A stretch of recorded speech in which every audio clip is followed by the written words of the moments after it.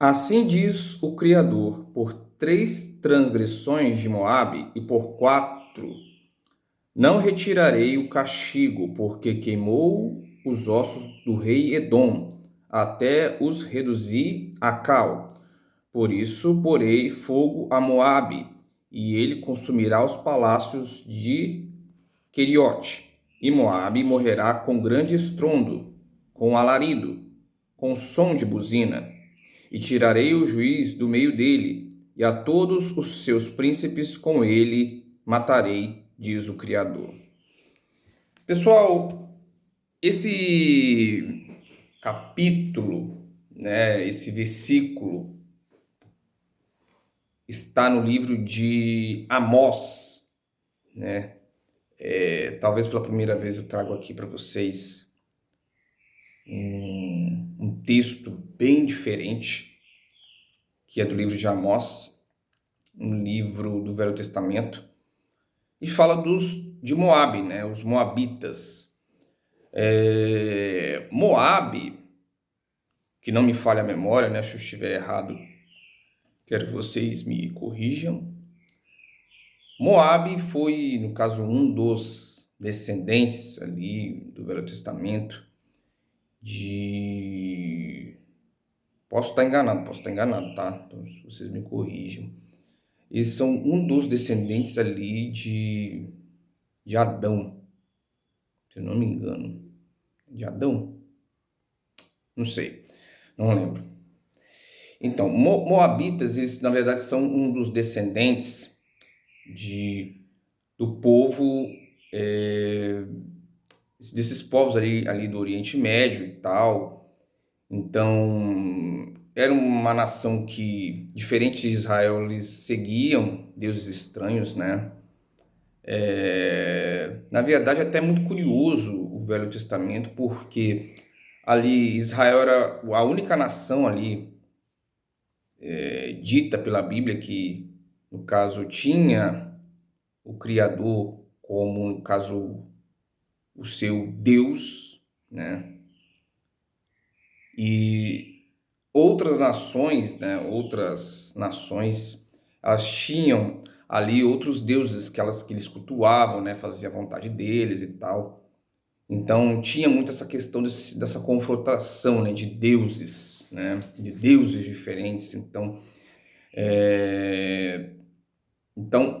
os moabitas, eles tinham, né? Essa coisa, né? Esse conflito com Israel. E esse vídeo, ele realmente ele traz para nós, ele nos remete à questão do castigo, né? Que na verdade a gente na Terra nós temos a oportunidade de herdar o reino, de herdar, no caso, de ter uma evolução, de ter um crescimento na Terra. Nós temos a oportunidade todos os dias de, no caso, evoluirmos como ser humano. Só que se a gente não segue essa evolução, né, a gente vai para escalas inferiores, né? Nós temos dimensões diferentes, né? A Terra ela é uma dimensão intermediária, né? Mas tem dimensões inferiores. Ou seja, se você não tem se você não evolui, você retrocede. É por isso que, por exemplo, é por isso que existe a questão da reencarnação. A reencarnação é uma coisa assim bem óbvia. E é por isso que as pessoas, muitas das vezes, se a gente for falar de reencarnação ou de outras vidas ou de outros corpos, né? Que a gente tem vários corpos ali, e a própria escritura, né, ela fala dessa questão desse escalonamento. Eu posso até trazer para vocês de uma maneira mais detalhada sobre isso. Então, se você não aceita a evolução, você retrocede. E esse retrocesso, né, a gente pode vir como folha, como formiga, como animal, né, e dentre outras coisas, que aí é uma oportunidade que o Criador está te dando. O Criador está te dando oportunidade, não é punição. Na verdade, é uma organização. As pessoas tratam isso. Eu acredito que há uma distorção, principalmente na maneira da escrita, porque não é uma punição do Criador, o Criador ele não pune, mas se você não segue, no caso, a linha evolutiva, se você não evolui, procura evoluir, você retrocede. Então, não se diria a palavra castigo, mas sim um retrocesso. Então, ou você evolui ou você retrocede. Então, não existe essa questão do castigo, né? Ou o inferno, ou o lago de fogo, existe o retrocesso. Então, essa questão do castigo por você não seguir, é meio que uma ideia, às vezes as pessoas acabam tendo uma ideia do Criador, da centelha divina, como um ditador, né? Então, então, na verdade, o Criador, ele não é um ditador. A gente sabe muito bem que ele não é um ditador, ele não impõe as ideias dele, né? Simplesmente ou você evolui ou você retrocede. Então, é uma coisa simples, né? E é uma coisa que deveria, no caso, ser uma coisa lógica na cabeça das pessoas, né? Mas eu acho que há uma distorção, né? Infelizmente, as pessoas têm essa noção do Criador, né? Que o Criador ele pune, que ele castiga, né? Isso, principalmente por causa do Velho Testamento.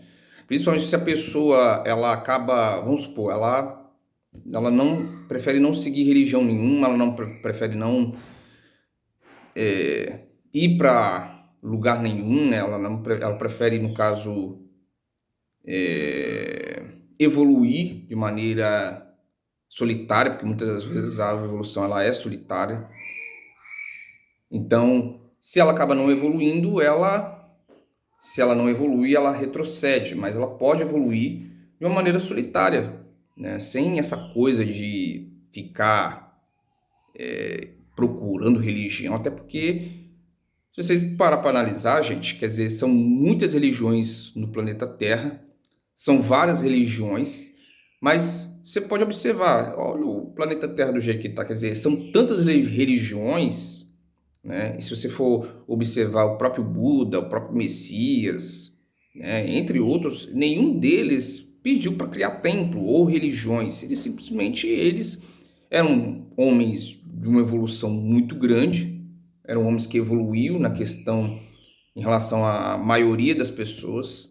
E você pode observar que sempre essas pessoas que evoluem, eles sempre de 1 a cada 100 pessoas, no caso uma agulha no palheiro, essas pessoas que evoluem, quer dizer, porque há uma lavagem cerebral enorme na cabeça das pessoas há muitos anos, né, pelos senhores do mundo. Então, eu acho que a questão, é por isso que é interessante a gente analisar as escrituras, por quê? Porque se você analisar as escrituras, analisar mesmo, estudar, ler, você vai perceber que você não precisa de religião para você evoluir, você não precisa de religião, e que para você, e que se você não evolui, você retrocede. Ou você evolui, você não retrocede. Não existe essa questão do morno. Ou você evolui, ou você retrocede. E existem maneiras de retroceder, né? Então, você tem a oportunidade hoje, através disso que eu estou falando para você, de você crescer e evoluir, né?